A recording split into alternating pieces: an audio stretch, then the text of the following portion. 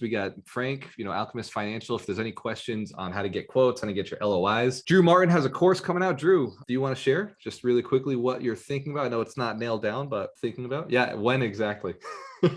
So yeah, the time frame is looking at by summertime to put together a course on doing some more hands-on learning in the wholesaling and ultimately the flipping game for anybody who's interested here. I've really made a name for myself and just killed it in this game and doing acquisitions and running deals from A to Z. We talked about this the other day. One of the things is I'd love to know from anybody here, what is stopping you from success and what you'd like to learn in the wholesaling game to be able to help you down that path. So I can start putting that into some of these courses. And so Drew, go ahead, Brian. Yeah. Well, I think for me, as I'm the one finding the deals and I want to do the buy and hold rentals, what usually gets me caught up is the money going to be there for either the down payment? I know I can go to Frank to get the 80%, but it's the 20%, 25%. I need to find that. And then number two, is there going to be enough money from somewhere for the carrying costs until the apartment complex starts cash flowing? Because I want to do the deal, I want to make it happen, but I don't want to go bankrupt in the process of trying to do the deal. So, the way that I started, the way that you get that going basically is wholesaling your first couple of deals until you take that money and you reinvest that into yourself and into your business so that you ultimately have the money to be able to fund those portions of it on your own.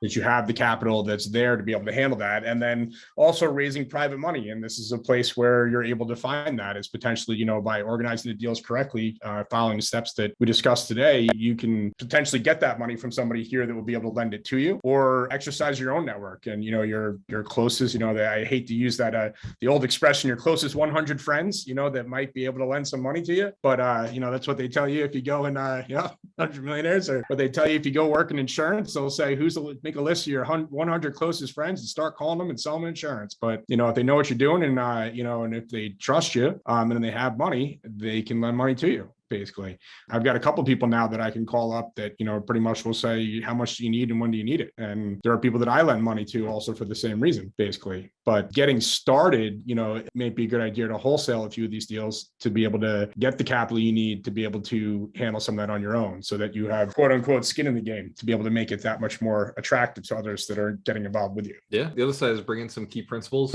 bring in some partners. So if the deal is attractive and you lock it down and it works, I know Mike is looking to do more syndications. So Mike Shine may be a good avenue if you're willing to bring on a partner, and he'd probably raise the capital for you as long as it's within his wheelhouse and numbers work. And there's a number of us who may be able to do that as well. Yeah, it depends on the size of the deal. That's really at the end of the day, who you're partnering with, how easy it is, depends on the size of the deal, if there's room for everybody. That's the goal of Be the Bank. That's why we're doing this training, is to attract more people who are sitting on cash, to educate them on how to invest and allow them to work with our community. As our community continues to grow and find deals, then they're going to need more money they're going to be able to support more investors. That's essentially what it looks like. As we've sharpened up all of your skills and trained each one of you to go and take on deals, do deals, we're going to be able to support more investors who have money just sitting on the sidelines. So part of our initiative is bring on more sophisticated investors who are sitting on cash and solve their problem. Work in progress. Sooniverse. It's all in the Sooniverse. Can I jump in real quick? Yeah, absolutely, brother. If you're just beginning too, wholesaling is an excellent way to build up capital to do it. But if you want to jump ahead of that curve, really JVing is the best way to go. That way you build up a track record. Once you have that track record and you got proven results, then it'll be a lot easier to get private money. But it's just hard initially if you don't have a track record showing, X amount of deals you've done. It's hard to get that money because a lot of times you can't even go in second position because the lenders don't want anyone in second position. They want you to have skin in the game. JVing is probably if you don't want to go the wholesaling route, then JVing is probably the best route, just offering some equity for the money you need. Yeah, there's so many ways to do it. The key is get the deal and then you identify what makes sense for the deal. Some deals may not be attractive enough for you, so you wholesale them. Some deals are just so damn good that it's I'll figure it out. I'll go and get a JV partner. I'll bring in key principal, or I'll bring in a capital raise partner, and we'll find a way to do it. You don't make as much on those sort of deals, but that's how my first couple deals were.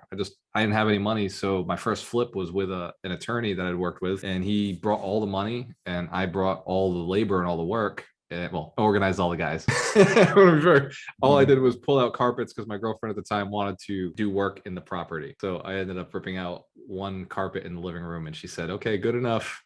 I don't ever want to do this again. So we ended up splitting $72,000 three ways. I bought the contract from the girlfriend that, she and I broke up. She didn't want to do the deal. So I bought the contract for $5,000. And then when we closed, I sent her another $5,000 just as thank you for, doing business, which is why she and I are still friends today. And then I split the other 62,000 with lender, the attorney who ended up lending to me. So all in, he was in 200,000. He ended up walking away with, I want to say 30,000 at the end of it. So for him, 5 months return on investment, that was pretty good. I have a question. I'm back. Hey, Joel, welcome back. I have a decent stock portfolio, and is it possible or is it done where, I don't want to do a margin loan. I've done a couple of those, but the interest is a little on the high side. But do you know if banks or anybody will lend against that? Yeah. Again, Ryan McDermott is the contact for that. So he has these asset-based loans, and what they'll do is they'll take a look at your stock portfolio, and it's not infinite banking, but same concept where they'll want to manage the stocks for you, but then they'll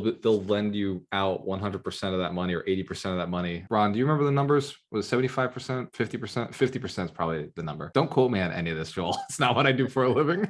Looking into it. And are any of you, or have you ever been involved in a real estate investment fund, either having your own fund or being a part of being an LP or something? Yeah, Ron and I took our portfolio and we went and created a fund last year, and we brought in some investors. We brought in, I want to say, $500,000 of investor cash, and we used that to do some flips, and we used that to do some properties where paying our investors back, we're actually buying back the shares in that fund, and they're making a 40% profit on it for a year's investment. So not a bad play for them. Yeah, sometimes you got to get the right partners. That's really what it comes down to. That's true with everything. Yeah. Absolutely. For us to be able to pay our people back like that is really cool. That's why we do what we do. I like to pay people. I like to make money. No doubt about it. But paying people just lasts way longer. Well, either you pay people enough or they make it up on their own. Truth. I take it. Yeah. We owned all the Pizza Huts in San Diego. We had 69 Pizza Huts for 7 years. And yeah, man, it's either you pay them or they'll pay themselves. You understand it, brother. I wanted to ask Vinny, how, with all of these businesses all over the country, man, how do you find managers, project managers or whatever that'll get the job done? That is one of the things we'll be talking about at the 100 Millionaire Summit for the VIPs. That first day on Thursday, we're going to be going into how to attract the right people for your team, the right managers, and setting the culture and the context. But the shortest answer, Joel, is it's all up here. You have to believe that the people you hire are smarter than you, more ambitious than you, more determined than you, and they care about your vision more than you. It's all about the vision. At the end of the day, they have to be able to buy into it. Man, it has to be sexy. It has to make room for them. They have to have room where they can level up.